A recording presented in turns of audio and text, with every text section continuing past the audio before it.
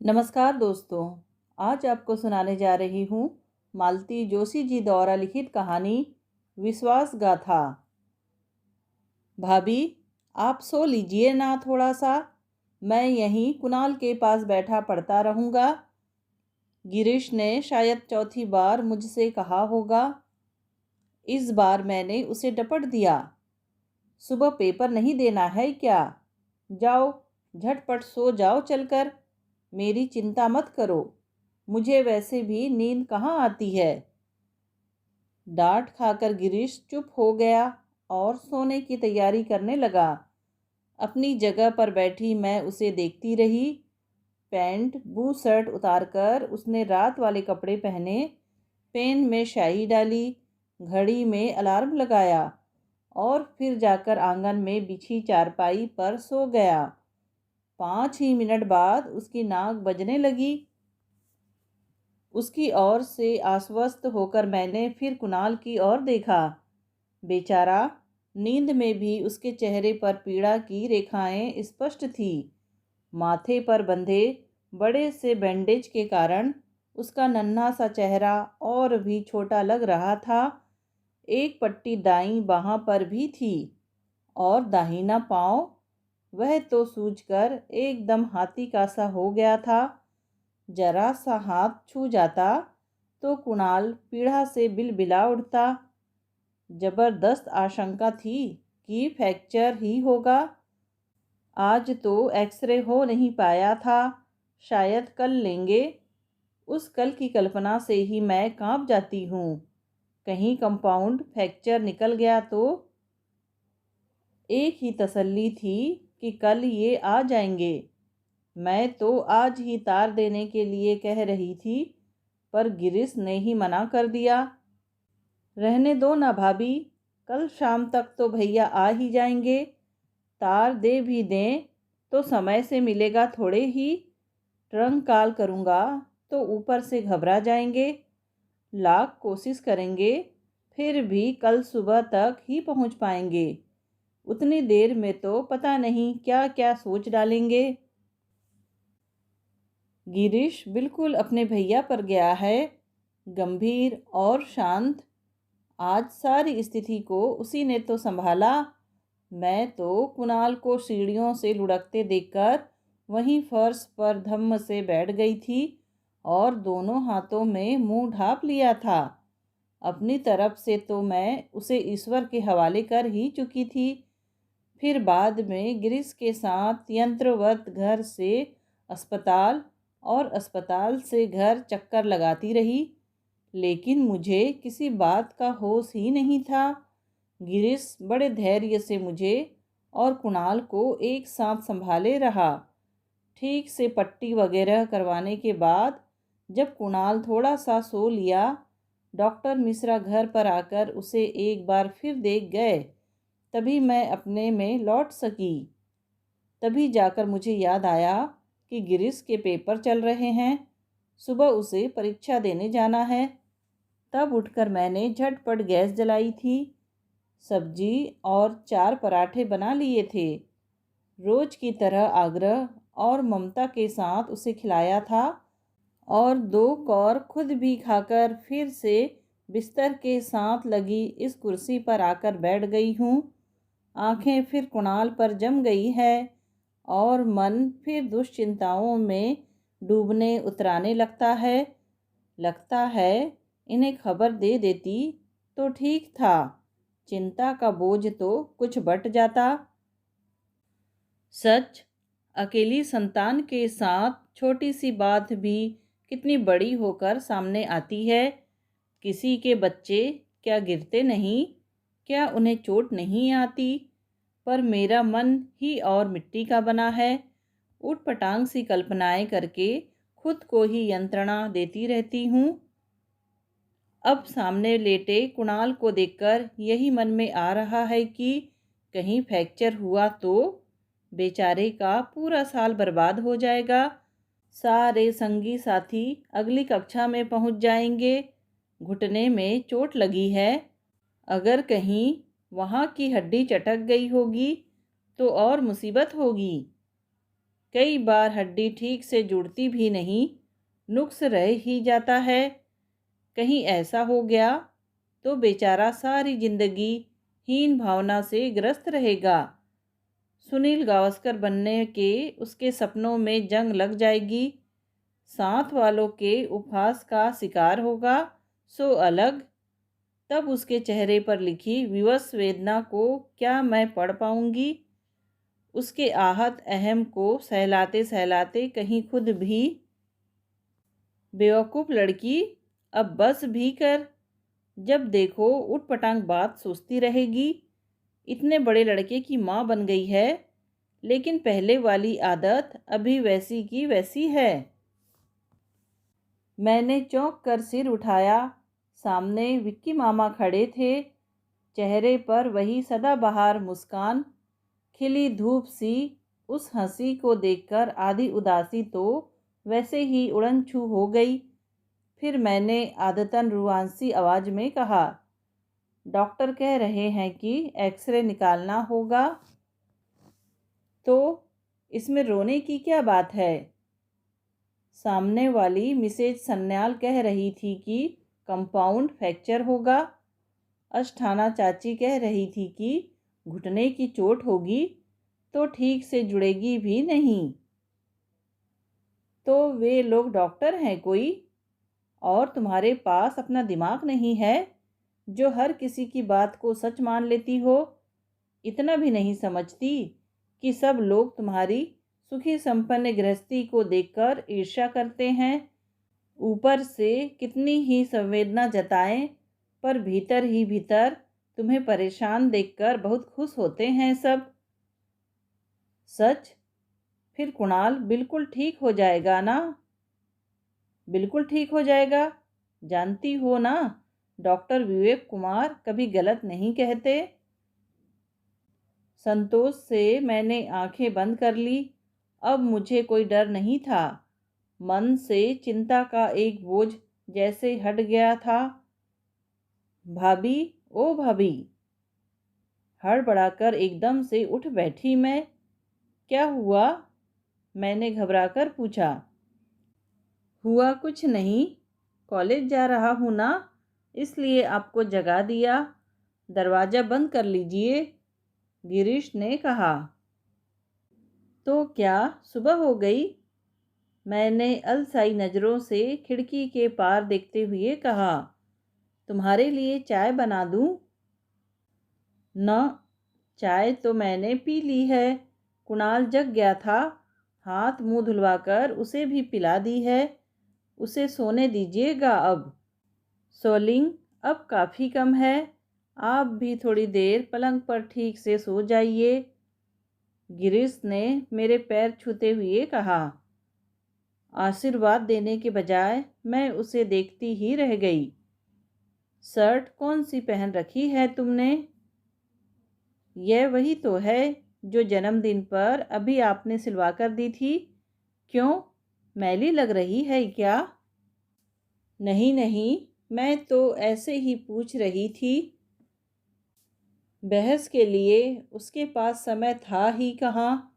एक बार फिर मुझे सोने के लिए कहकर दरवाज़ा उड़काकर वह चला गया। दरवाजे की सिटकनी चढ़ाकर मैं वापस अपने आसन पर आकर बैठ गई। अब सोने का कोई मतलब ही नहीं था। मेहरी, दूध वाला, फूल वाला, सभी के लिए बार बार उठना पड़ेगा। कुर्सी की पीठ पर सिर टिकाए वैसी ही बैठी रही। सामने ही गिरीश का कमरा था। सामने वाली खूंटी पर लटका एक खाली हैंगर हवा में धीरे धीरे झूल रहा था। इसी पर तो रात भर गिरीश की पैंट बू शर्ट टंगी हुई थी। और विक्की मामा, वह भी तो यही कपड़े पहने हुए थे। यह कैसे संभव हो सकता है? लेकिन विक्की मामा यही तो करते हैं। अवचेतन मन के किसी कोने में चुपचाप छिपे रहते हैं, मौका पाते ही एकदम प्रकट हो जाते हैं। तब उनके लिए देश काल का भी बंधन नहीं रहता। कपड़े तो बहुत मामूली चीज़ हैं, कैसी भी बदहवासी हो वह आकर दिलासा दे जाएंगे। आते ही अपना प्रिय फतवा दोहराएंगे। डॉक्टर विवेक कुमार कभी गलत बात नहीं कहते, जानती हो ना। और सचमुच सारी दुश्चिंताएं पल भर में फुर्र हो जाती हैं। अपने लिए चाय बना रही थी, दिमाग पता नहीं कहाँ था कि मेरे देखते देखते सारी चाय उफनकर किचन टेबल पर बह निकली। पतीली में आधा कप भी नहीं बची।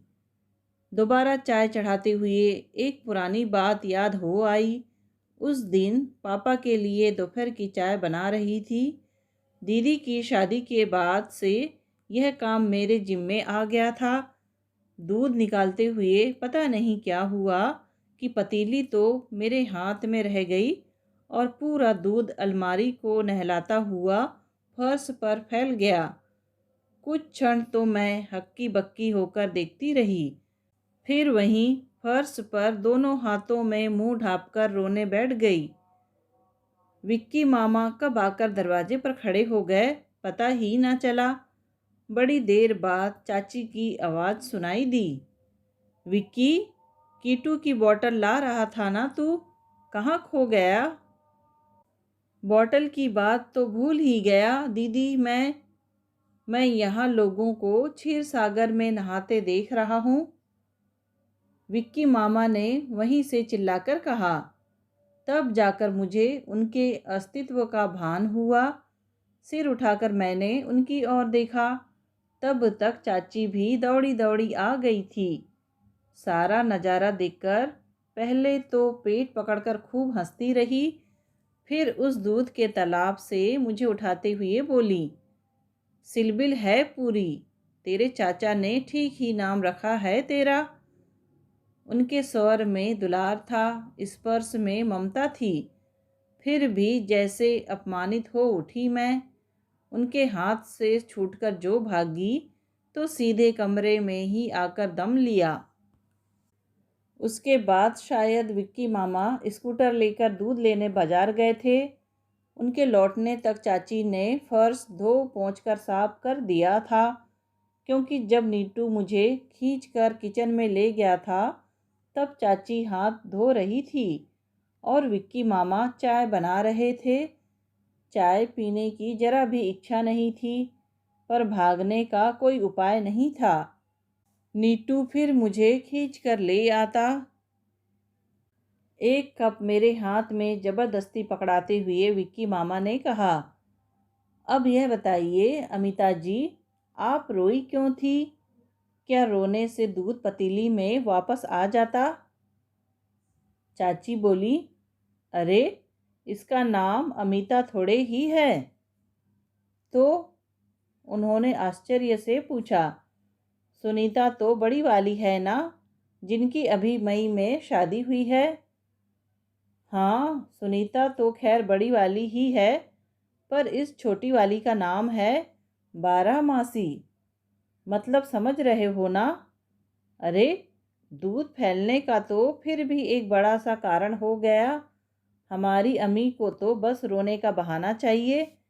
स्कूल की बस छूट जाए तो, पेन की निब टूट जाए तो, सहेली से कुट्टी हो जाए तो, दीदी की चिट्ठी आ जाए तो, इसकी गंगा जमुना में बाढ़ आई ही रहती है। बारहमासी, वाह क्या नाम है। इस बात पर तो दीदी तुम्हें पद्मश्री देने को दिल करता है। और दोनों भाई बहन हो करके हंस पड़े, जैसे बहुत बड़ा मजाक कर लिया हो। शर्म तथा अपमान से लाल हो आई मैं। चाची को मैं कभी ठीक से समझ ही ना सकी। कभी तो इतना लाड़ जताएंगी कि लगता मैं नीटू कीटू से भी छोटी हो गई हूँ। कभी इतनी पराई सी लगती कि बस दीदी थी। तब तक तो मैंने कभी इन बातों की परवाह भी नहीं की, पर उनकी शादी के बाद से लगता है घर में मैं एकदम अकेली पड़ गई हूँ।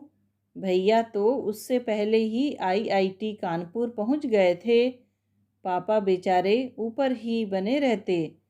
छोटे भाई की गृहस्थी में अपनी मर्यादा निभाते हुए सिर्फ सुबह शाम खाने भर को नीचे उतरते, चाय तक ऊपर ही जाती थी। और अब ये विक्की मामा आ गए थे MSMD पता नहीं क्या करने। और मुझे लग रहा था जैसे प्रतिपक्ष में एक की वृद्धि हो गई है। तय कर लिया था कि अब इन लोगों के सामने कभी आंखों में पानी नहीं आने दूंगी। पर भाग्य भी तो जैसे मेरी परीक्षा लेने पर ही उतारू था। उस बार दीदी के आने की बात थी। चाचा किसी काम से दिल्ली जा रहे थे। लौटते हुए दीदी को साथ लाना लगभग निश्चित ही था। वे 5 दिन मैंने बड़ी बेसब्री से काटे। मन में ढेर सारी बातें, ढेर सारी शिकायतें इकट्ठी हो गई थी। दीदी के घर में पाँव देते ही मेरा टेप रिकॉर्ड शुरू हो जाता था। 5वें दिन चाचा लौटे। फाटक पर रिक्शा रुकने की आवाज़ सुनते ही मैं दौड़ी हुई बाहर आई। पर जब उन्हें अकेले ही उतरते देखा तो सारा उत्साह ठंडा पड़ गया। मन रोने रोने को हो आया। सुनीता नहीं आई। चाची मेरे पीछे पीछे ही बाहर आ गई थी। उन्होंने पूछा तो चाचा ने बताया, उसके ममिया ससुर का कल अपेंडिक्स का ऑपरेशन था, इसलिए आना नहीं हो सका। बहुत गुस्सा आया मुझे। ऑपरेशन था तो दीदी क्या कोई डॉक्टर है? इतने दिनों की आकुल प्रतीक्षा एकदम घोर निराशा में बदल गई थी। छत की सीढ़ियों पर बैठी मैं कब तक आंसू बहाती रही, मुझे पता ही न चला। होश तो तब आया जब देखा दोनों हाथों में चीनी की 2 खाली तस्तरियाँ लिए हुए विक्की मामा बिल्कुल मेरे सामने आकर खड़े हो गए हैं। क्या है? मैंने रुखाई से पूछा। आंसू पात्र, उन्होंने अत्यंत नाटकीयता के साथ कहा। अभी तो इन्हीं से काम चला लो, दहेज में देने के लिए चांदी के बनवा देंगे। रोष में आकर मुंह फेर लेने के सिवा मैं कुछ ना कर सकी। वह रास्ते में खड़े थे, नहीं तो सीधे कमरे में जाकर ही दम लेती।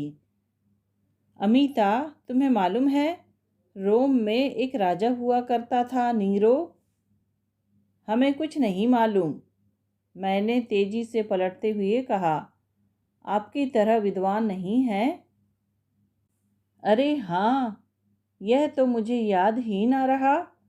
फिर भी कक्षा 10वीं में यह कहावत तो पढ़ाई ही गई होगी कि love and the world will love with you, cry and. मैं गुस्से में कांपती हुई उठी और उन्हें करीब करीब धकियाते हुए नीचे उतर आई। अब देते रहें छत पर अपना प्रवचन। पर कुछ समय बाद वह उसी मस्त मौला अंदाज में नीटू से पूछ रहे थे, क्यों दोस्त, बाजार कितने बजे चलेंगे? 5। नीटू ने 5 उंगलियां फैलाकर अपने कथन की पुष्टि की। मेरी जेब में पैसे कितने हैं? 5। नीटू ने फिर उंगलियां फैलाई। और तुम कितनी टॉफ़ी खाओगे? 5। और किट्टू कितने गुब्बारे लेगा? 5। तो वह भी भिनभिनाया। दरअसल अपनी 5वीं सालगिरह के बाद नीटू को यही एक संख्या रट गई थी। और किट्टू तो भैया की कार्बन काफ़ी था, भर सक वह अपना दिमाग इस्तेमाल ही नहीं करता था। तो दोस्तों, विक्की मामा बड़ी गंभीर मुद्रा बनाकर बोले, इस चर्चा का अर्थ यह निकला कि आज से ठीक 5वें दिन तुम्हारी सुनीता मौसी यहाँ होगी। सच्ची? और बच्चे खुश होकर तालियां पीटने लगे। ज्योतिषी की दुम, मैं बुदबुदाई और फिर एक बार दांत पीस लिए, पर उन पर कोई असर नहीं हुआ। वह अब बड़े मनोयोग से नीटू को जूडो सिखा रहे थे। 5वें दिन जब दीदी सचमुच ही जीजाजी के साथ आकर सामने खड़ी हो गई तो हर्ष और विस्मय से मैं उच्छ्वसित हो उठी। खुशी के उसी आवेग में मैंने कहा, दीदी, ये जो नीटू के मामा हैं ना, इन्होंने भविष्यवाणी की थी कि आज तुम जरूर आओगी। इसमें भविष्यवाणी करने जैसी क्या बात थी? जीजाजी अपने गुरु गंभीर स्वर में बोले, मैंने तो चाचा जी को बता ही दिया था कि हम लोग बृहस्पति को चलकर शुक्रवार को पहुंच रहे हैं। उनकी इस सपाट बयानी से मेरी आधी खुशी काफूर हो गई। रही सही दीदी के व्यवहार से छीन ली। सच कितना बदल गई थी वह। घर में किसी से जैसे मतलब ही नहीं रह गया था उन्हें। बस 24 घंटे घिन्नी की तरह जीजाजी के आसपास नाचती रहती, खुद भी नाचती और सबको नचाए रखती। उनकी फरमाइशों का दौर दिन भर चलता रहता और पूरे घर में वह और उनकी आवाज़ गूंजती रहती। अमीता, जरा एक कप में गर्म पानी लाना तो, तेरे जीजाजी शेव करेंगे। मिसरानी काकी, दाल जरा पतली रखना और सब्जियों में मिर्च मसाले इतने खुले हाथ से मत डालना। तुम्हारे जमाई साहब जरा फीका पसंद करते हैं। चाची, तुम्हारे दामाद तो साउथ इंडियन डिशेज पर जान छिड़कते हैं। जरा अपना सांभर बड़ा बनाओ ना, मैं भी ठीक से सीख लूँगी। रामू, अपने कुंवर साहब के लिए 2 पान तो लगवाना।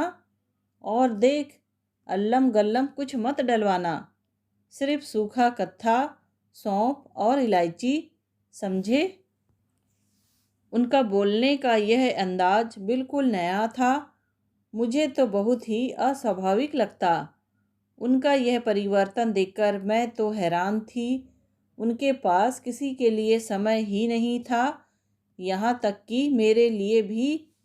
बस कभी कभार दुलार लेती। नीटू कीटू भी उनके प्यार के लिए तरस गए थे। अपनी सारी माया ममता उन्होंने एक व्यक्ति पर ही केंद्रित कर दी थी। मैं सोचती, अभी से यह हाल है, अगले साल मुन्ने मियाँ को लेकर आएंगी, तब तो ईश्वर ही मालिक है। अभी से उस बात का कैसा हौवा बनाया जा रहा है, कैसा प्रदर्शन हो रहा है। छी, दीदी को शर्म भी नहीं आती होगी। वे लोग घूमने जा रहे थे। चाहते तो दिल्ली से सीधी ट्रेन पकड़ सकते थे, पर सिर्फ हमें देखने के लिए वे इंदौर तक आए थे। बड़ी मेहरबानी की।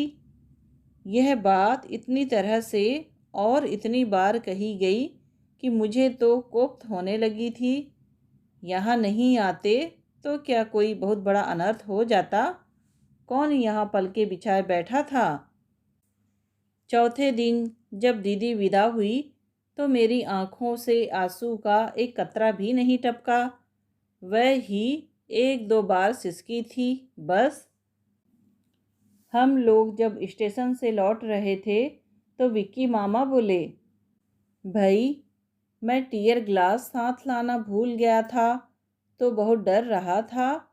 इमरजेंसी के लिए मैंने स्टॉल से एक छोटा सा नैपकिन भी खरीद लिया था, पर अब देखता हूँ कि उसकी कोई ज़रूरत ही नहीं है।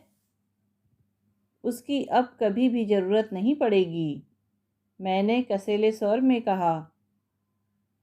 ब्रेव हो, क्या डायलॉग मारा है। चलो इसी बात पर सबको गन्ने का रस पिलाता हूँ। और वह हम लोगों को ज़बरदस्ती एक मधुशाला में ले गए। वैसे अम्मी ने आज बड़ी बहादुरी दिखाई है। रस का घूंट भरते चाची ने कहा, मैं तो वाकई डर रही थी। तुझे पता है विक्की, सुनीता की शादी में तो यह लड़की बेहोश ही हो गई थी। 2 दिन तक बुखार में तपती रही थी। बाद में जब उन्हें किसी से कोई मतलब नहीं है तो हम क्यों किसी के लिए आंसू बहाते फिरे। मैंने उसी कसेले अंदाज में कहा। ये हुई ना बात। लेकिन भाई, इतनी नाराज़गी अच्छी नहीं। विक्की मामा बोले, हमें तो सुनीता बड़ी समझदार लड़की लगी। भाई, जो अपने हैं वे तो अपने ही रहेंगे, लेकिन जो नया नया अपना हुआ है उसे जरा कस कर पकड़े रहना जरूरी है कि नहीं। वाह, क्या पति परायण नारी है। ईश्वर ऐसी बीवी सबको दे। और मधुशाला की उस टुटपुंजिया टेबुल पर ताल देते हुए वह गा उठे, अरे ज़रूरत है ज़रूरत है ज़रूरत है, एक श्रीमती की कलावती की, सेवा करे जो पति की। उनकी इस अदा पर आसपास बैठे सभी लोग हंस पड़े। चाची का तो हंसते हंसते मुंह लाल हो गया। मैं उन्हें देख रही थी और सोच रही थी, एक यह शख्स है, MBBS है, MS कर रहा है, मुझसे कितनी आत्मीयता से बातें करता है, मैं ही उसे लिफ्ट नहीं देती।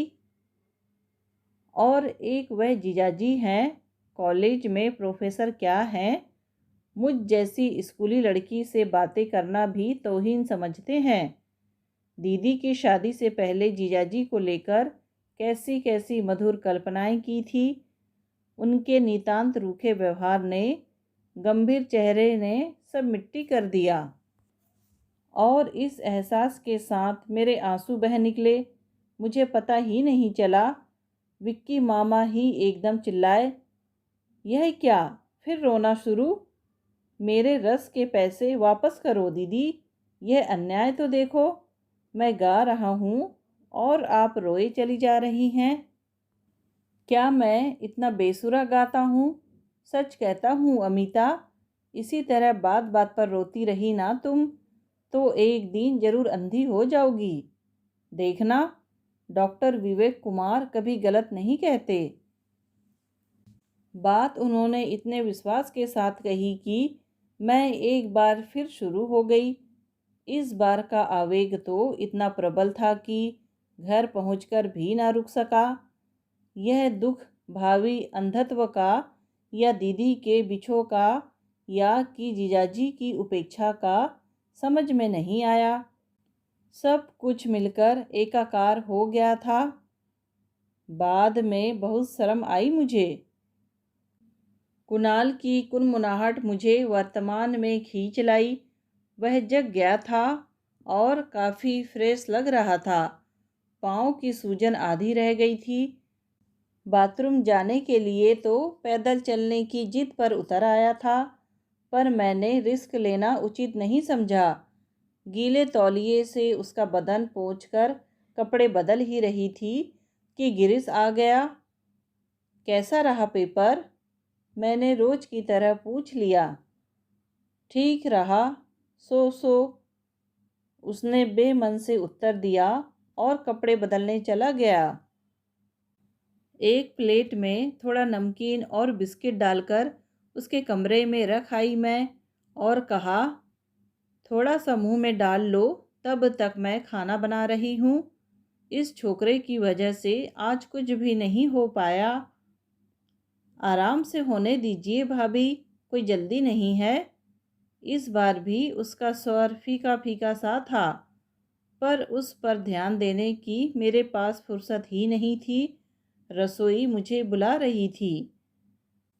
जितनी जल्दी हो सका मैंने खाना तैयार कर लिया। फिर कुणाल के पलंग के साथ ही छोटी सी मेज लगाकर हम तीनों बैठ गए। खाते समय मैंने लक्ष्य किया कि गिरीश सिर्फ औपचारिकता निभा रहा है, खाने में उसे जरा भी उत्साह नहीं है। क्या बात है भैया, पेपर ठीक नहीं हुआ क्या? वह कुछ देर तक उदास आंखों से मुझे देखता रहा और फिर धीरे से बोला, बहुत बुरी तरह बिगड़ा है भाभी, सिर्फ 2 सवाल ठीक कर पाया हूँ। कल सारा दिन दौड़ भाग में बीत गया, रात भी ठीक से सो नहीं पाए हो। मैंने सारा अपराध अपने ऊपर लेना चाहा, तो वह तुरंत बोल उठा, ऐसी बात नहीं है भाभी, जिसने साल भर पढ़ाई की है उसके लिए तो एक दिन की दौड़ भाग से कोई फर्क नहीं पड़ता। फिर बिल्कुल आउट ऑफ कोर्स आया था। हम ही 4-5 लोग थे जो 3 घंटे तक किसी तरह जमे रहे। बाकी लोग तो पहली घंटी के बाद ही उठ आए थे। जब पेपर बन नहीं रहा था तो 3 घंटे वहाँ क्या करते रहे? सबके साथ बाहर क्यों नहीं निकल आए? मुझे भाई साहब का डर लग रहा था। वाह, भाई साहब ना हुए, तोप हो गए। जब पूरा पेपर कोर्स से बाहर था तो बैठे रहने में तुक ही क्या था? अजीब घोंचू लड़के हैं तुम्हारी क्लास के। कोई और कॉलेज होता ना तो पेपर देखते ही लड़के उबल पड़ते और प्रिंसिपल के कमरे की ईंट से ईंट बजा देते। प्रिंसिपल का इसमें क्या कसूर है? गिरीश ने भोलेपन से कहा। पेपर तो यूनिवर्सिटी से आते हैं। बोधे हैं सबके सब। चूड़ियाँ पहन लेनी चाहिए सबको। मैंने तेज से कहा तो गिरीश बेचारा मुंह देखता रह गया। भाभी के इस रूप की तो उसने कल्पना भी न की होगी। मेरे मुंह से जो वाग बाण छूट रहे थे वे मेरे थे भी कहाँ। सब उधार का मामला था। वे ही फप्तियाँ थी जो कभी मुझ पर कसी गई थी। पेपर बिगड़ गया ना, अच्छा हुआ। रोने के लिए एक सॉलिड बहाना मिल गया। बस शुरू हो जाओ। कोई हमारा अकेली का थोड़े ही बिगड़ा है, पूरी क्लास का खराब हुआ है। गुप्ता मैडम ने पहले ही कह दिया था कि सबको परीक्षा में देख लूँगी। मैं मिनमिनाई। गुप्ता मैडम ने तो अपनी बात पूरी कर दी। अब तुम लोग कोरस में शुरू हो जाओ। मैं टेप रिकॉर्डर लेकर पहुंचता हूँ। विक्की, उसे क्यों चिढ़ा रहा है? चाची ने डांटा। ठीक ही तो कह रहा हूँ दीदी। लड़कियों को रोने के सिवा आता भी क्या है? कोरस में रोएंगी तो जरा इफेक्ट अच्छा पड़ेगा। लड़कियां तो बेचारी रोने के लिए बदनाम है ही। अच्छा बता, लड़के ऐसे में क्या कर लेते? लड़के? अरे, उनकी बात मत पूछो दीदी। सब के सब वॉकआउट कर जाते और प्रिंसिपल के 12 बजा देते। इन गुप्ता मैडम का तो कहीं पता भी ना चलता। ये सब बातें कॉलेजों में चलती है भैया। स्कूल में, खासकर लड़कियों के स्कूल में तो प्रिंसिपल का कमरा किसी राक्षस की गुफा से कम नहीं होता। चाची ने कहा तो मैंने मन ही मन उन्हें धन्यवाद दिया। अपनी बात को इतने अच्छे से तो मैं भी समझा नहीं सकती थी। पर विक्की मामा को संतोष कहाँ हुआ। बोले, तो क्या वे लोग प्रोटेस्ट नहीं करेंगी, सिर्फ सुबकती रह जाएंगी? नो नो, देखो अमीता, रोने से कभी कोई बात नहीं बनी है। मस्ट डू समथिंग, कर्म करना होगा। फिर उन्होंने खुद ही एक एप्लीकेशन लिख कर दी और मुझसे फेयर करवाया। फिर उस कागज़ पर कक्षा की सभी लड़कियों के हस्ताक्षर करवाए गए। उसे प्रिंसिपल मैडम तक भी मुझे ही पहुंचाना पड़ा क्योंकि बिल्ली के गले में घंटी बांधने के लिए कोई तैयार नहीं था। परीक्षा के अंतिम दिन नोटिस बोर्ड पर जब वह सूचना देखी तो हम लोगों के हर्ष और आश्चर्य का पारावार न रहा। लगा कोई बहुत बड़ी लड़ाई जीत ली हो। विक्की मामा, हम लोगों का अंग्रेजी का फर्स्ट पेपर फिर से हो रहा है। घर आते ही मैंने खुशी से उछलते हुए बताया। अरे, वह तो होना ही था। वह इत्मीनान से बोले। मैंने तो पहले ही बता दिया था कि ऐसा होगा। और तुम तो जानती हो, डॉक्टर विवेक कुमार कभी गलत नहीं कहते। बड़े आए, मैंने कहा और मुंह बिचका दिया। गिरीश कमरे में गुमसुम बैठा हुआ था। मेरा चूड़ियों वाला फिक्रा उसे चुभ गया था शायद। उसका मन दूसरी ओर मोड़ने के लिए मैंने उसके पास जाकर कहा, वह एक्सरे का क्या हुआ भैया? आज निकलवाना था ना? हाँ, आज 3 बजे मित्तल ने समय दिया है, उसने बुझे बुझे स्वर में कहा। अकेले उसे संभाल लोगे ना? आज मेरा जाने का मन नहीं है। अस्पताल में पता नहीं जी कैसा होने लगता है। वह कोई अस्पताल में थोड़े ही है भाभी। फिर भी मेरी ज़रूरत ना समझो तो मैं घर पर ही रह जाऊंगी। मेरा साथ वैसे भी किसी काम का नहीं है। खुद भी नर्वस होती हूँ और दूसरों को भी परेशान करती हूँ। कल तुम थे, इसी से इतना सह गई। तुम्हारे भाई साहब होते तो पता नहीं कितनी डांट पड़ती। उसका मूड कुछ ठीक हो चला था। उसकी सहज सलज्ज मुस्कान चेहरे पर तैर आई थी। बोला, आप घर पर ही रह जाएं तो अच्छा है। भाई साहब को आज आना भी है। कुणाल की चिंता ना करे। आज तो उसका पाँव काफ़ी ठीक है, नहीं तो मैं पड़ोस से विनोद को ले लूँगा। भाई साहब का कारण बहुत बढ़िया था। मैं निसंकोच घर पर रह गई। वहाँ जाकर प्रतिपल तनाव झेलने से तो यही ठीक था। किचन में व्यस्त रहो तो दुश्चिंताएं अपने आप दूर भाग जाती हैं। 2 दिन से खाने का नाटक ही हो रहा था।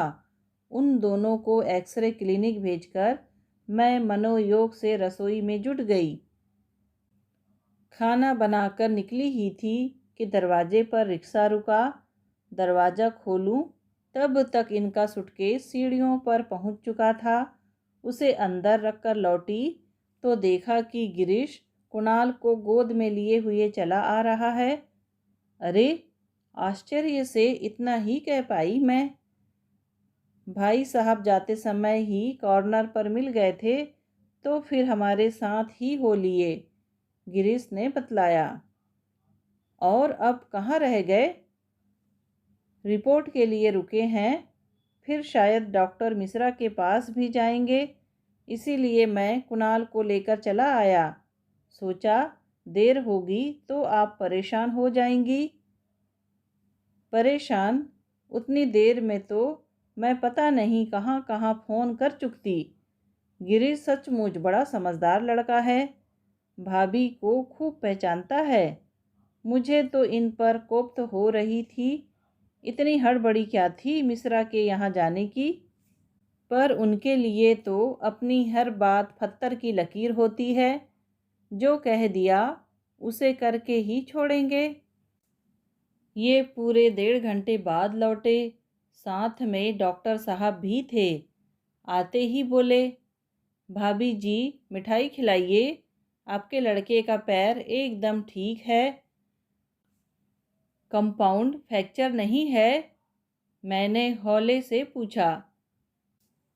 कंपाउंड फ्रैक्चर की छोड़िए, डिसलोकेशन भी नहीं है जिसका डर था। बस जरा सा स्प्रेन है। मैंने गिरीश को पता बता दिया है, मुन्ना पहलवान का। He is an expert. 8 दिन में आपका बच्चा दौड़ने लगेगा। शुक्र है भगवान का। मैंने मन ही मन हाथ जोड़े और कहा, मैं तो पता नहीं क्या क्या सोचने लगी थी। भगवान ने आपको इतना उपजाऊ दिमाग दिया है कि सिवा सोचने के आप कर भी क्या सकती हैं। ये बोले। स्वर में व्यंग्य से ज़्यादा रोष था। समझे डॉक्टर, कुणाल की मम्मी के लिए हर चोट टिटनेस है, हर घाव कैंसर है। छींक आती है तो इस्नोफीलिया की आशंका होने लगती है। खांसी आने पर ब्रांकाइटिस निश्चित है। पेट में दर्द हो तो गैस्ट्रो एंटराइटिस का खतरा पैदा हो जाता है। फिर हर बुखार का टाइफाइड और निमोनिया का होना तो मामूली बात है। इनके घर वालों ने इन्हें डॉक्टर क्यों नहीं बनाया, यही समझ में नहीं आता। आधी बीमारियां तो इन्हें मुंह ज़बानी याद है। अब ये नया नाम और याद हो आया, कंपाउंड फ्रैक्चर। अब तो इस घर में धीरे से कोई फिसल भी नहीं सकता, तुरंत कंपाउंड फ्रैक्चर हो जाएगा। पता नहीं कैसा दिमाग पाया है, अच्छी बात मन में आती ही नहीं। ये गुस्से में बोले चले जा रहे थे और डॉक्टर साहब उनकी झल्लाहट का लुत्फ उठा रहे थे। बेचारे गिरीश से भाभी की यह दुर्दशा देखी नहीं गई। धीरे से बोला, दरअसल मिसेज सान्याल ने भाभी को डरा दिया था। अरे, डर तो ये जन्म से साथ लेकर आई है, इन्हें क्या कोई डराएगा। इन्होंने पलट कर कहा तो बेचारा सिट पिटाकर चुप हो गया। आखिरकार डॉक्टर साहब को ही दया आ गई। उठते हुए बोले, सफ़र से थका हारा आया है ना, इसी से ज़रा बौखलाया हुआ है। अब तो आप जल्दी से इसे गर्मा गर्म खाना दीजिए, तभी इसका दिमाग ठंडा होगा। वैसे भी फाइलों से चिपका रहने वाला बॉडम जीव है, भावुकता की परिभाषा भी नहीं जानता। उसे क्या मालूम कि where love is great, fear is greater. ठीक तो बोल रहा हूँ ना मैं, कि सब उलट पुलट कर दिया। वातावरण को इस तरह हल्का बनाकर जब उन्होंने विदा ली तो मेरा मन उनके प्रति श्रद्धा से भर आया। इसे कहते हैं डॉक्टर, जो शरीर की ही नहीं मन की भी नब्ज भी पकड़ सके। सच तो कहा था उन्होंने, प्यार ही तो सारी चिंताओं को जन्म देता है। अति स्नेह पाप संकी। घर बाहर रोज इतनी घटनाएं देखते हैं, रेडियो पर सुनते हैं, अखबारों में पढ़ते हैं, पर एक शुष्क सहानुभूति के अतिरिक्त मन में कुछ भी नहीं उपजता। पर ममता का एक नन्हा सा धागा भी जुड़ा हुआ हो तो मन तार तार होने लगता है।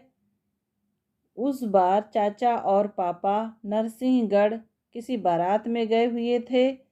दूसरे ही दिन नई दुनिया में समाचार पढ़ा कि भोपाल नरसिंहगढ़ मार्ग पर बारात वाली एक बस दुर्घटनाग्रस्त हो गई है। हमने पढ़ा और रोना शुरू कर दिया।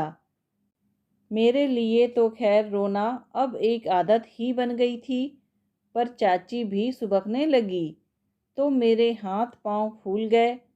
ठीक से पता करने के लिए मैंने शादी वाले घर में फ़ोन लगाया तो वहाँ यह आलम था कि किसी ने समाचार पत्र देखा ही नहीं था। मेरा फ़ोन जाते ही वहाँ कोहराम मच गया। फिर तो फ़ोन और संदेशवाहकों से निपटते निपटते बेहाल हो गए हम लोग। उस दिन विक्की मामा ने क्या डांट लगाई थी, उफ। चाची को भी उस रोज नहीं छोड़ा। बोले, तुम लोगों के दिमाग में क्या भूसा भरा हुआ है जो तिल का एकदम ताड़ बना लेती हो। रोने की इतनी क्यों जल्दी पड़ जाती है तुम्हें। संभव असंभव कुछ तो सोचा करो। कल अकेले इंदौर में 1500 शादियां थी। इसी से अंदाज लगा लो कि पूरे देश भर में कितनी शादियां होंगी। उस राजमार्ग से बारात वाली कितनी बसें गुजरी होंगी। पेपर में यह भी नहीं लिखा है कि बस कहाँ से आ रही थी, कहाँ जा रही थी, दुर्घटना किस तारीख को किस समय हुई। लिखा भी होता तो पढ़ने का होश किसे था। सारी कॉमन सेंस ताक पर रखकर बस दोनों की दोनों रोने बैठ गई। खुद को अता पता कुछ मालूम है ही नहीं। उस पर अक्लमंदी यह कि भाटिया साहब के यहाँ भी तूफान बरपा दिया। अब एक बात कान खोलकर सुन लो, शाम तक दोनों लोग सकुशल लौट आएंगे। तब तक कोई आवाज़ भी नहीं निकालेगा। अगर यह मंजूर ना हो तो मैं नीटू कीटू को लेकर कश्यप के यहाँ चला जाऊँगा। तुम लोग बैठी सिर कूटती रहना। कम से कम बच्चे तो उस नज़ारे से बच जाएंगे। उनकी डांट से तो नहीं, हाँ उनके आश्वासन से हमारे शोक का आवेग थम गया था। बारात रात 10 बजे तक लौटी थी, पर उससे पहले ही चाचा का टेलीग्राम पहुंच चुका था। यहाँ के हालात की कल्पना उन्होंने पेपर पढ़कर ही कर ली होगी। वह टेलीग्राम हमारी ओर उछालते हुए उन्होंने विजयी मुस्कान के साथ कहा, देखो, मैंने कहा था ना कि कुछ नहीं हुआ है, ऑल इज वेल। अरे भाई, डॉक्टर विवेक कुमार कभी गलत नहीं कहते हैं, पर तुम लोगों को सब्र कहाँ। बाद में किसी दिन वाजपेयी जी की इंदु मिली थी। उसने बतलाया कि विक्की मामा भी उस दिन बुरी तरह घबरा गए थे। इंदु के यहाँ बैठकर जाने कहाँ कहाँ ट्रंक कॉल लगाते रहे, पेपर वालों से, पुलिस वालों से फ़ोन पर पूछताछ करते रहे। उसका हवाला देते हुए मैंने चिढ़ाया, डॉक्टर विवेक कुमार, आपकी सब पोल खुल गई है। वे बुरी तरह झेंप गए। बोले, अम्मी, मैं सचमुच बुरी तरह डर गया था। जब अपना कोई इन्वॉल्व हो ना, तो बुरी बुरी शंकाएं मन को घेरने लगती है। पर उस समय तुम दोनों को अगर चुप न कराता ना, तो तुम लोग रो रो कर मुझे पागल कर देती। उस दिन बहुत अपने से लगे थे विक्की मामा। सुनो, इसके हाथ गरम तो नहीं लग रहे हैं। रसोई बंद करके मैंने बेडरूम में पाँव रखा ही था कि इन्होंने बुलाया। देखा, कुणाल महाशय दुबक्कर पापा की गोद में सो गए हैं और पिताश्री चिंतातुर मुद्रा लिए उसके शरीर पर हाथ फेर रहे हैं। ये दोनों एक दूसरे से इतने अटैच हैं कि कभी कभी तो ईर्ष्या होने लगती है। फिर इस बार तो 7-8 दिन का लंबा बिछोह था। हाथ देखने की अपेक्षा मैं थर्मामीटर ही उठा लाई। बुखार 101 पॉइंट कुछ था। स्वभावतः हम दोनों ही चिंतित हो उठे। मैं मिश्रा को फ़ोन करता हूँ। वे बोले, इतनी रात को 9:30 हो रहे हैं। 9:30 कोई बहुत होते हैं। इमरजेंसी हो तो डॉक्टर को आधी रात को भी जगाया जा सकता है, बशर्ते इमरजेंसी हो। मैंने कहा, पर सुनने के लिए वे रुके ही कहाँ, फ़ोन करके ही लौटे। बोले, मिश्रा कह रहा है डरने की कोई बात नहीं है, थोड़ा सा एक्सर्शन है और एक्साइटमेंट है, सुबह तक ठीक हो जाएगा। तुम्हारे पास कल कौन सी गोलियां दे रखी है, कह रहा था उसे आधी दे देना। कुणाल को दवा देना एक समस्या है, गोली तो वह निगल ही नहीं सकता।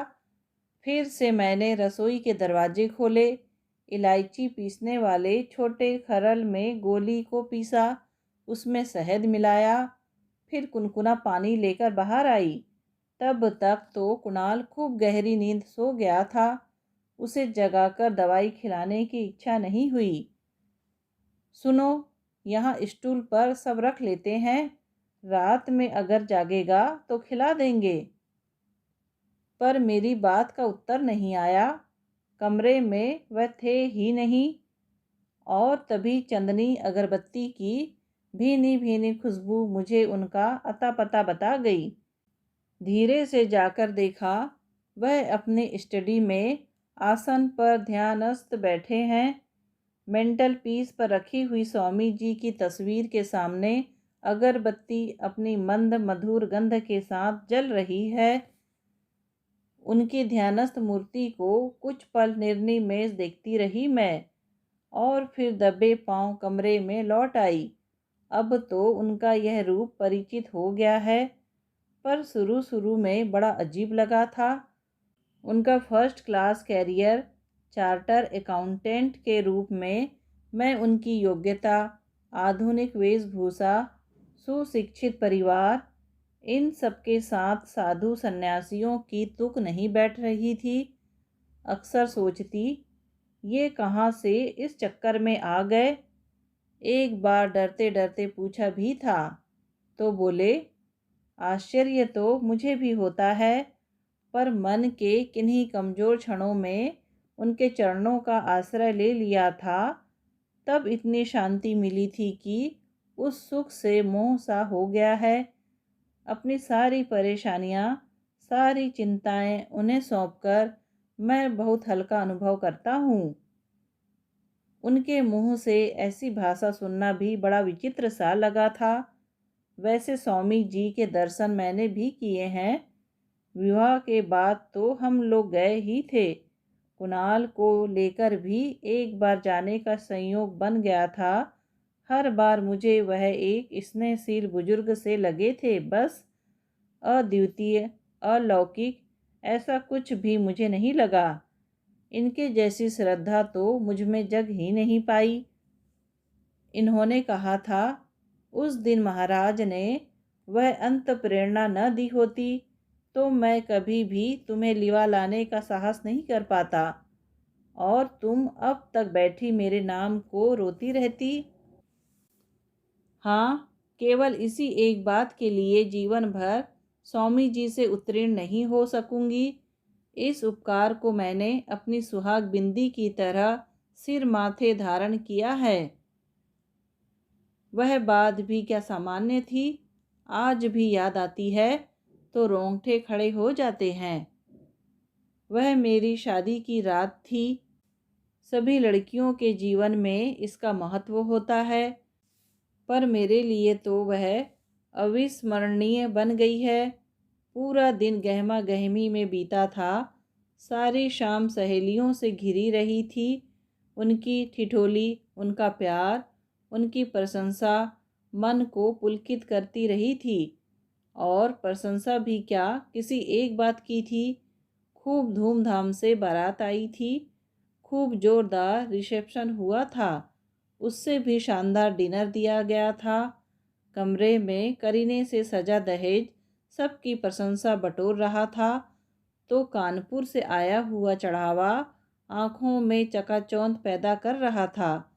और फिर दूल्हा, चाची सच ही कह रही थी, ईर्ष्या से जल मरी होंगी सब, तभी ना नजर लग गई।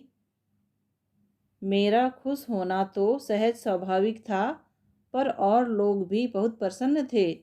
पापा खुश थे कि उनकी सारी जिम्मेदारियां अब समाप्त हो गई है। चाचा चाची खुश थे कि उन्होंने कन्यादान का पुण्य लूट लिया है। बुआ खुश थी कि उनकी लाडली अमिता को अच्छा घर वर मिल गया है। मामा खुश थे कि उनकी स्वर्गवासी बहन की दोनों लड़कियां ठिकाने से लग गई है। हाँ, दीदी जरूर कुछ नाराज सी थी। एक तो उन्हें वहम था कि इस शादी में उनसे 2 गुनी 3 गुनी रकम लगाई गई है। यह वैसे सच भी था, क्योंकि इस समय चाचा ने बराबरी से धन लगाया था। दीदी की शादी के समय तो उन्होंने प्रैक्टिस शुरू की ही थी। फिर भैया भी उस समय पढ़ रहे थे। एक तो दीदी का मूड वैसे ही खराब था, ऊपर से नाते रिश्तेदार, खासकर महिलाएं तो आग में घी झोंक रही थी। सुनीता से देखने सुनने में 19 ही है अमिता, पर घर वर उसे सवाया ही मिला है। इसीलिए सारी शादी में उन्होंने ऐसी बेरुखी का प्रदर्शन किया था कि चाची तो रुआंसी हो आई थी, पर बाकी सब लोग उनकी बहुत तारीफ कर रहे थे। मौसी ने तो कह डाला कि हमारी जिज्जी भी होती तो इतना सब नहीं कर पाती। छाया ने कुछ भी उठा नहीं रखा। होम हवन होते हवाते 1 बज गया था। मैं इतना थक गई थी कि किसी अंधेरे कमरे में चुपचाप लेट जाने का मन हो रहा था, पर उतने बड़े घर में उस समय मेरे लिए एक कोना भी निरापद नहीं था। फर्श पर बेतरतीब सोए हुए बच्चों के बीच कुतुब मीनार की तरह सजी सूटकेसों के किनारे मैंने अपने लिए थोड़ी सी जगह बना ली। उसी समय चाची किसी काम से कमरे में आई। वे काफ़ी थकी थकी लग रही थी। मैंने सोचा, जब बैठे बिठाए ही मैं इतना थक गई हूँ तो इनका क्या हाल होगा। उन्हें ज़बरदस्ती अपने पास बिठाते हुए मैंने कहा, थोड़ी देर बैठकर सुस्ता लो ना, सब हो तो गया। हाँ, आपकी भांवरे पड़ गई। तो सब निपट गया जैसे। उन्होंने मेरे गाल थपथपाते हुए कहा, अब तो तुम्हें विदा करने के बाद ही सुस्ताएंगे। अभी तो एक पंगत उन लोगों की बाकी है। अभी और पंगत होगी। हाँ रे, कुछ पंडिताऊ किस्म के लोग आ गए हैं ना बारात में, डिनर में शामिल नहीं हुए। पत्तले लगाने लगे तो बोले, ये सबका जुठारा हुआ खाना हम नहीं खाएंगे। फिर क्या, मिठाइयाँ छोड़कर पूरा खाना नए सिरे से बनवाया है। इतना गुस्सा आया मुझे, तंग करने की भी कोई सीमा होती है। और फिर उसी खासम खास पंगत में झमेला हो गया। कुछ लोगों ने परोसने वालों की पैंट पर, खासकर चमड़े की बेल्ट पर आपत्ति उठाई। लड़के बेचारे दिन भर के थके हुए थे, कुछ कुड़े हुए भी थे। बस ताव खा गए। खूब तू मैं हुई। अनूप ने शायद कुछ ज़्यादा ही कड़ी बात कह दी और वे लोग एकदम उठकर खड़े हो गए। घर के बड़े बुजुर्गों को जब तक पता चलता बात हाथ से निकल चुकी थी। उसके बाद उन्हें तरह तरह से मनाया गया, पर वे टस से मस नहीं हुए। उनकी बस एक ही जिद थी कि अनूप आकर सबसे माफ़ी मांगे, पर वह पता नहीं कहाँ अंतर्धान हो गया था। दरअसल माफ़ी मांगने वाली बात नई पीढ़ी के गले से नहीं उतर रही थी, पर बहस की गुंजाइश नहीं थी। इसलिए उदय भैया ही उसे किसी दोस्त के यहाँ छिपा आए थे। यह सारा वृतांत तो मुझे बाद में मालूम हुआ। उस समय तो यही पता चला था कि मान्यवर अतिथि किसी बात पर नाराज होकर वॉक आउट कर गए हैं और दुल्हन को साथ ले जाने का उनका कोई इरादा नहीं है। संकोच के मारे किसी से कुछ पूछ भी ना सकी। दबी जुबान से दीदी के सामने ही बात उठाई तो वह एकदम फट पड़ी। बहुत ऊंचा घर था ना, बहुत कल्चर्ड लोग थे ना, अब भुगतो। दीदी की भाव भंगिमा से लगा कि वे भीतर ही भीतर बहुत खुश हो रही है। बेचारे चाचा, मामा जी, फूफा जी वगैरह को साथ लेकर 2 बार जनवासे के चक्कर लगा आए। पता चला कि वे लोग अपने निश्चय पर अडिग हैं। अब तो अनूप के माफ़ी मांगने से भी बात नहीं बनेगी और पो फटते ही वे लोग रवाना हो जाएंगे। चाचा बिल्कुल भरे हुए लौटे थे। बोले, शौक से जाने दो उन्हें। सोचते हैं इस तरह चले जाने से ही बात समाप्त हो जाएगी, लेकिन जब कोर्ट में खींचूंगा ना तब अकल ठिकाने आएगी। बकायदा वैदिक रीति से शादी हुई है, कोई मजाक नहीं है। ऐसा पछाड़ूंगा कि पानी भी न मांगेंगे।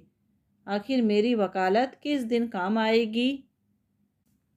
लेकिन चाचा की यह दरपोक्ति किसी के चेहरे पर खुशी नहीं ला सकी, खुद उनके चेहरे पर भी नहीं। कौन से माँ बाप समधी से कोर्ट में निपटना चाहते हैं।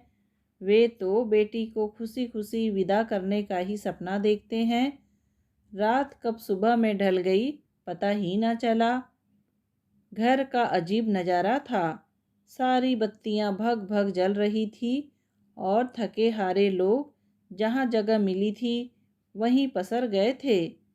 बुआ जी एकदम टूट गई थी और सामान बांध रही थी। चाची बेचारी सारे काम छोड़ उन्हें मनाने लगी थी। पापा का शायद ब्लड प्रेशर बढ़ गया था, क्योंकि उन्हें ऊपर के कमरे में पहुंचा दिया गया था। चाचा और मामा जी लोग उन्हें घेर कर बैठ गए थे और उदय भैया कभी डॉक्टर के यहाँ दौड़ रहे थे तो कभी केमिस्ट के यहाँ। और कल की उत्सव मूर्ति में एक कमरे में अनादरत सी, उपेक्षित सी बैठी सब देख रही थी। अभी 2 घंटे पहले तो पलकें बोझिल हुई जा रही थी, पर अब लग रहा था कि नींद कभी आएगी ही नहीं। तभी फ़ोन की घंटी बज उठी। मेरे अभ्यस्त पैर एकदम हॉल की ओर दौड़ पड़े, पर दरवाजे पर ही ठिठक कर रह गए। क्या मेरा इस तरह दौड़कर फ़ोन उठाना ठीक लगेगा? घर में इतने लोग तो हैं। पर वहाँ जो भी थे सब के सब निढाल पड़े हुए थे। मैंने कुछ क्षण तो प्रतीक्षा की, फिर सबको लांघती फलांगती स्वयं ही पहुँच गई। हेलो, मैंने रिसीवर उठाते हुए कहा। हेलो, कौन बोल रहा है? उधर से आवाज़ आई। मैं हूँ अमीता, आप कौन बोल रहे हैं? अमीता? क्या वही अमीता जिसकी शादी? हाँ वही, मैंने उस तरफ की उत्सुकता का गला घोंटते हुए कहा। पर ये दो शब्द कहते हुए भी मेरा गला भर आया था। Oh good luck. सुनो अमी, तुम घबराना नहीं, सब ठीक हो जाएगा। उधर से फुसफुसाहट हुई। क्या ठीक हो जाएगा? मैंने खींच कर कहा, पर तब तक फ़ोन कट चुका था। हेलो, हेलो, मैंने 2-4 बार बेसब्री से कहा, पर उस ओर एकदम शांति थी। रिसीवर क्रेडिल पर रखकर मैं कुछ क्षणों तक उसे पागलों की तरह घूरती रही। क्या सचमुच कोई फ़ोन आया था या मैं दिवा स्वप्न देख रही थी? ये जो इतने लोग यहाँ सो रहे हैं, क्या सब के सब कुंभकर्ण हैं? फ़ोन अगर आता तो क्या किसी को भी सुनाई नहीं देता? और वह आत्मविश्वास जगाने वाला आश्वासक स्वर, वह तो निश्चय ही विक्की मामा का था। वे यहाँ होते तो क्या शादी में नहीं आते, फ़ोन ही करते रह जाते। वे तो बेचारे पिछले 4 सालों से 7 समुंदर पार फिलाडेल्फिया में पड़े हुए हैं। जाते हुए कितने मज़े से उन्होंने कहा था, मैं तुम्हारी आँखों के लिए एक्स्ट्रा वाटर सेल की खोज करने अमेरिका जा रहा हूँ। अब यहाँ आकर देखें कि उनकी सचमुच ही ज़रूरत पड़ गई है। वे भी शायद इस बात को समझ रहे होंगे, तभी तो मेरे अवचेतन से मुझे आवाज़ दे रहे हैं। अम्मी, घबराना नहीं, सब ठीक हो जाएगा।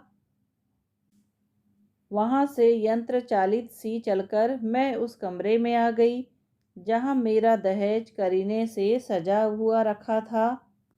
रेशमी अलगनी पर झूलती ढेरों साड़ियों के बीच वह हल्के बसंती रंग की शिफॉन अलग से चमक रही थी, जो विक्की मामा ने मेरे लिए भेजी थी।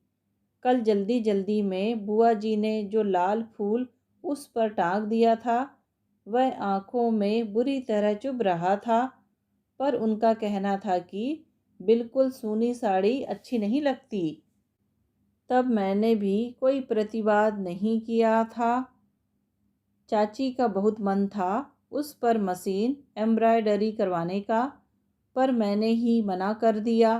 जानती थी विक्की मामा बहुत तड़क भड़क पसंद नहीं करते, तभी तो यह प्लेन शिफॉन भेजी है।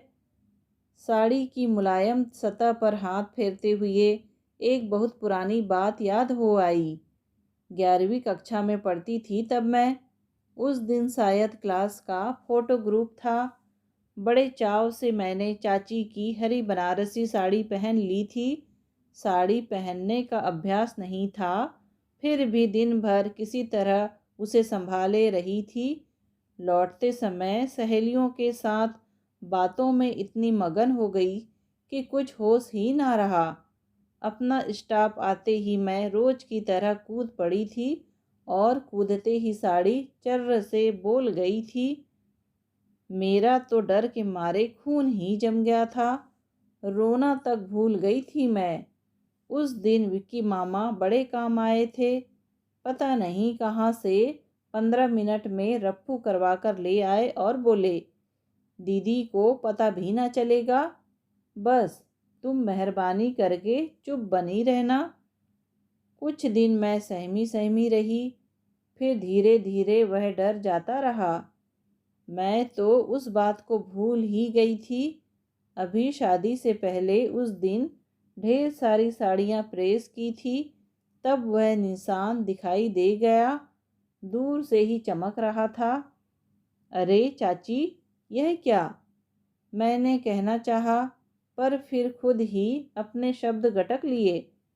5 साल पहले वाली अपनी बेवकूफ़ी याद आ गई। चाची उस दिन भी सिर्फ मुस्कुराकर रह गई।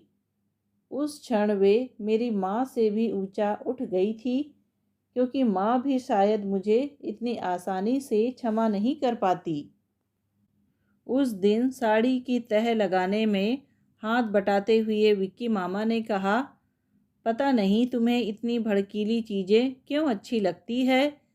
साड़ियाँ, गहने, ये अल्लम गल्लम चीज़ें तो उन लोगों के लिए है जिनके पास अपना कोई सौंदर्य नहीं है।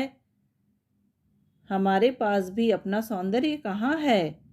काले जो हैं हम। मैंने बच्चों की तरह मुंह फुलाकर कहा, क्या गोरा रंग ही सुंदरता का मापदंड है? मैं विस्मय विमुग्ध उन्हें देखती रह गई।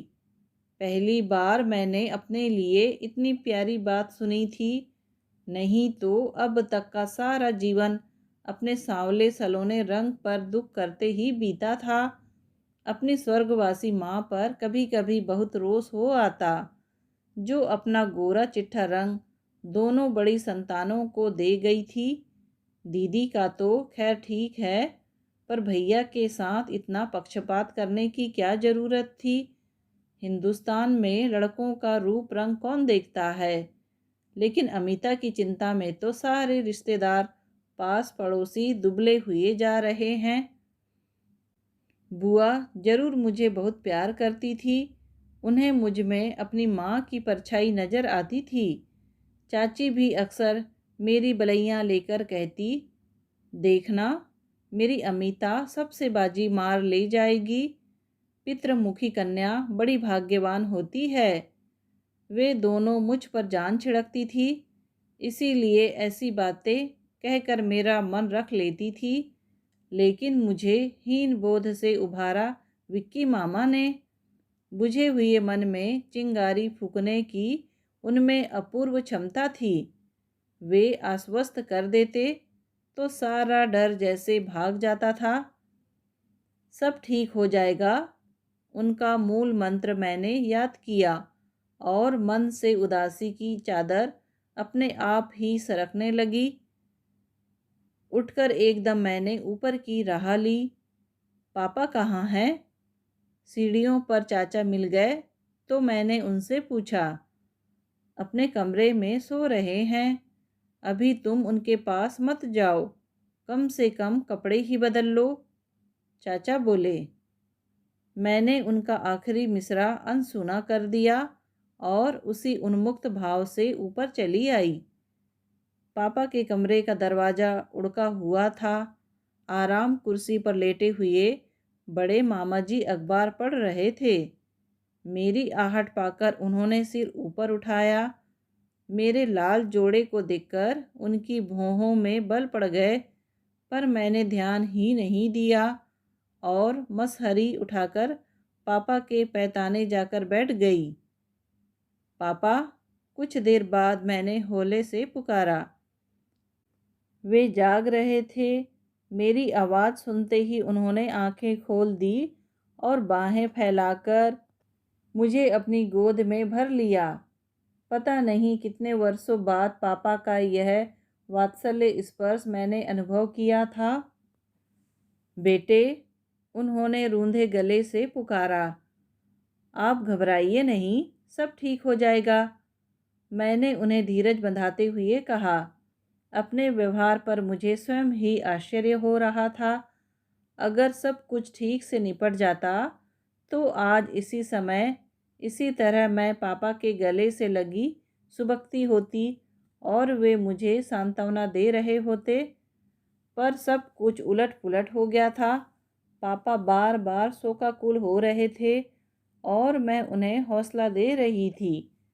घबराइए नहीं पापा, सब ठीक हो जाएगा।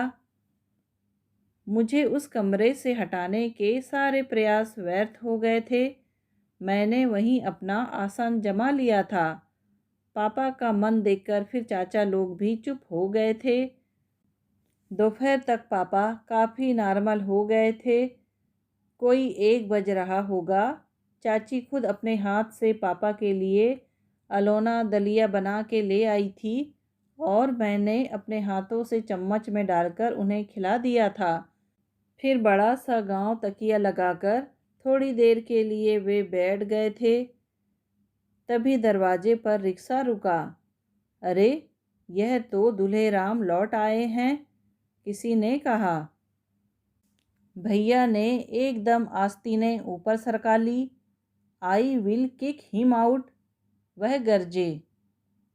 कीप क्वाइट, मामा जी ने उनकी गर्दन दबोचते हुए कहा। पहले ही जो एहसान कर चुके हो तुम लोग, बहुत है, अब हमें निपटने दो। चाचा को साथ लेकर नीचे जाने की सोच ही रहे थे कि चाची ने कमरे में प्रवेश किया। उनके पीछे श्रीमान जी थे। कुछ क्षण सब लोग चित्र लिखे से उन्हें देखते ही रह गए। उन 5-7 जोड़ी आंखों की अपलक चितवन को किसी तरह सहते हुए वे पापा के पास जाकर खड़े हो गए और नम्र किंतु दृढ़ शब्दों में बोले, पापा जी, मैं अमिता को लिवाने आया हूँ। पापा ने एकदम से उन्हें खींचकर गले से लगा लिया। कुछ कहने के लिए उनके होंठ फड़फड़ाए, पर मुंह से बात ही ना निकली। बस आंखों से झरझर आंसू बहते रहे। इनका भी स्वर तब तरल हो आया। बोले, वे लोग मेरे बड़े बुजुर्ग हैं, उनका अपमान मैं नहीं कर सका, इसीलिए साथ चला गया। आप भी मेरे पूज्य हैं, आपके प्रति भी मेरा कुछ फर्ज बनता है। आज आपकी बेटी को विदा कराने का वादा था, इसीलिए आधे रास्ते से लौट आया हूँ। विदा तो करा लोगे बेटा, पर रखोगे कहाँ? मामा जी ने पूछा। क्यों, मेरा घर नहीं है क्या? जिन लोगों ने उसे नकारा है, वहाँ अमिता नहीं जाएगी, पर चंडीगढ़ में मेरे क्वार्टर में तो जा सकती है ना? जरूर जाएगी बेटे, पापा ने कहा। लड़की हमने तुम्हें दी है, तुम जहाँ ले जाओगे वह जाएगी। हमें और किसी से कोई मतलब नहीं है। जानते हो बेटा, हम सब के सब बहुत निराश हो गए थे, पर इसका विश्वास जरा भी नहीं डगमगाया। बार बार मुझे ही धीरज दे रही थी कि पापा घबराइए नहीं, सब ठीक हो जाएगा। उन्होंने पहली बार आंख उठाकर मेरी ओर देखा और मेरे दिमाग में जैसे कुछ कौंध गया। सुबह फ़ोन पर सुनी थी, वह यही आवाज़ तो थी। पलंग की पाटी पर सिर रखे रखे ही मुझे झपकी आ गई थी। कुणाल के माथे पर रखा हुआ मेरा हाथ जब इनके हाथ से छू गया तो अचानक आँख खुल गई। वे कुणाल के माथे पर अगरबत्ती की भभूति लगा रहे थे। राख कह दो तो बहुत नाराज होते हैं। थोड़ी थोड़ी उन्होंने उसके गले और छाती पर भी लगाई। हठात उनकी आंखें ऊपर उठी तो पाया कि मैं अपलक उन्हें देख रही हूँ। हंसी आ रही है ना? उन्होंने पूछा। नहीं तो, मैंने मासूम बनकर कहा। खैर, वह तो सब मुझे मालूम है। अब उठो और झटपट एक तौलिया ले आओ। लड़का पसीने से लथपथ हो गया है और तुम बेसुध सो रही हो। मैंने देखा कुणाल सचमुच पसीने से नहा गया था। हम दोनों ने मिलकर उसका शरीर सुखाया, कपड़े बदले और फिर ठीक से ढाँप ढूँप कर सुला दिया। बुखार एकदम कम हो गया था और पहले किसी बेचैनी भी नहीं थी। अब गोली की तो कोई ज़रूरत नहीं है ना? मैंने मसहरी खोलते हुए पूछा। देना चाहो तो दे दो, इन्होंने लापरवाही से उत्तर दिया। मुड़कर देखा, 5-7 दिनों का इकोनॉमिक्स टाइम लेकर ये लेट गए हैं। अब कम से कम 1 घंटे तक इन्हें दीन दुनिया से कोई मतलब नहीं रहेगा। पता नहीं इस अखबार में इतना पढ़ने के लिए क्या होता है? मेरी तो कुछ समझ में नहीं आता। सच तो यह है कि आदमी ही मुझे समझ में नहीं आता, किसी कोने से भी नहीं। पता नहीं कितनी देर बाद इन्हें मेरी उपस्थिति का भान हुआ। गुदगुदाकर पूछा, आज सोना नहीं है? कहने को लेट तो गई मैं, पर मन अशांत ही बना रहा। आखिर हिम्मत करके कह ही डाला, एक बात पूछूं? एक क्यों, 100 बातें पूछ लो। I am at your disposal. मजाक नहीं कर रही हूँ मैं, सीरियसली पूछ रही हूँ। पूछो ना भाई, मैं भी तो सीरियसली उत्तर देने के लिए प्रस्तुत हूँ। फिर भी कुछ क्षण संकोच में डूबी रही मैं, और फिर साहस बटोरकर पूछ ही लिया, क्या सचमुच आप विश्वास कर लेते हैं कि सैकड़ों किलोमीटर दूर बैठे हुए स्वामी जी आपकी बात सुन ही लेंगे? वे एकदम गंभीर हो गए। बोले, अमिता, तर्क की कसौटी पर श्रद्धा परखी नहीं जाती, यह तो अनुभव करने की वस्तु है। फिर भी क्या? तुमने प्रत्यक्ष देख तो लिया। अभी कुछ देर पहले तुम्हारा बच्चा बुखार में तप रहा था, अब बिल्कुल शांत सो रहा है। कुछ तो कारण होगा ही। कारण ही तो जानना चाहती हूँ। यह स्वामी जी की सामर्थ्य का चमत्कार है या आपकी श्रद्धा का? मेरी श्रद्धा का, उन्होंने असंदिग्ध भाव से उत्तर दिया। इसका अर्थ हुआ कि स्वामी जी में कोई उनकी सामर्थ्य की विवेचना का अधिकार मुझे नहीं है। उन्होंने मेरी बात बीच में ही तोड़ते हुए कहा, मैं तो इतना जानता हूँ कि जब हम प्रार्थना करते हैं, ध्यान करते हैं, तो एक तरह से अपनी इच्छा शक्ति जागृत करते हैं। अपनी इच्छा शक्ति को हम अपने आराध्य में आरोपित कर देते हैं और उसके परिणाम को उनका प्रसाद समझकर सिर माथे लगा लेते हैं। उन्होंने भाव विगलित कंठ से कहा, यह तो सीधे सीधे विल पावर का करिश्मा हुआ। मैंने सपाट ढंग से कहा, तुम्हें अगर यही नाम अच्छा लगता है तो यही सही। विल पावर कहने से इच्छा शक्ति का अर्थ तो बदलेगा नहीं। अर्थ तो नहीं बदलेगा, पर मेरा सवाल यह है कि फिर इसमें थर्ड पार्टी की ज़रूरत ही क्या है? मैंने कहा ना अमिता, श्रद्धा तर्क की वस्तु नहीं है। इन्होंने पूर्ववत गंभीरता से कहा, इच्छा शक्ति यूं ही नहीं उपजती, उसे साधने के लिए आत्मविश्वास की आवश्यकता होती है, और उस आत्मविश्वास को बनाए रखने के लिए एक आलंबन तो चाहिए। यह आलंबन जिसका जैसा मन होता है वह ढूंढ लेता है। इसे आत्मविश्वास तो नहीं कह सकती मैं, यह तो अंधविश्वास हुआ। मैंने जिद के साथ कहा, तुम कुछ भी कह लो, तुम्हें रोकता कौन है? यह तो अपने अपने सोचने का ढंग है। तुम्हारे लिए जो अंधविश्वास है वही किसी के लिए सहज आस्था भी हो सकती है। कभी कभी सोचता हूँ अमी, तुम भी अगर अपने लिए ऐसा ही अवलंब खोज पाती तो अच्छा रहता। तब तुम्हारा मन इतना डरा डरा नहीं रहता। बात बात में नर्वस हो जाने का यह रोग भी तुम्हें नहीं लगता।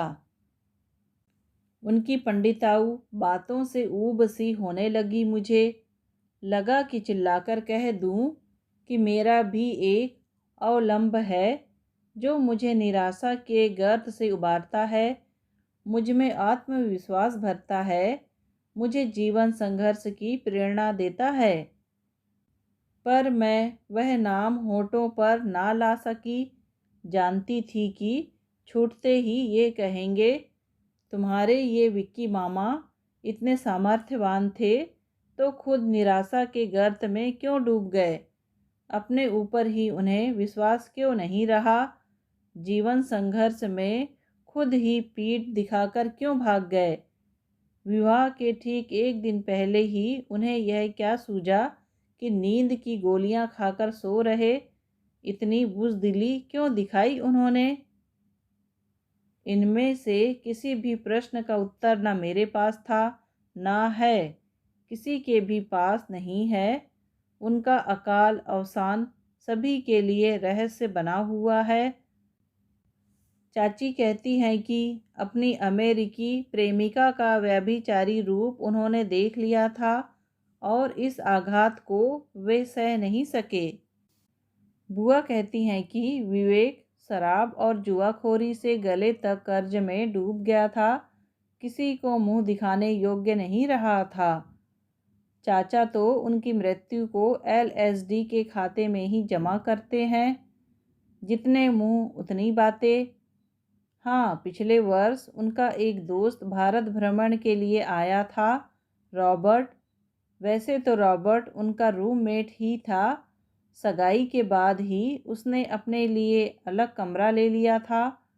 उसने बताया, विवेक सगाई के बाद से बहुत ही बेचैन हो गया था। बार बार कहता कि मैं एनी के साथ अन्याय कर रहा हूँ। उसके प्रेम का उचित प्रतिदान मैं कभी नहीं दे सकूँगा। कभी कहता, प्रेम तो एक दिव्य संगीत है, उसे हर किसी साज पर बजाया नहीं जा सकता। उसे यूं परेशान देखकर हमें आश्चर्य तो होता था, पर हमने उसे कभी गंभीरता से नहीं लिया। वह इस सीमा तक पहुंच जाएगा, यह तो कभी सोचा भी ना था। हाँ, सोचा तो मैंने भी नहीं था। सोचने समझने की अक्ल मुझ में थी ही कब? पर क्या एक बार वे समझा नहीं सकते थे?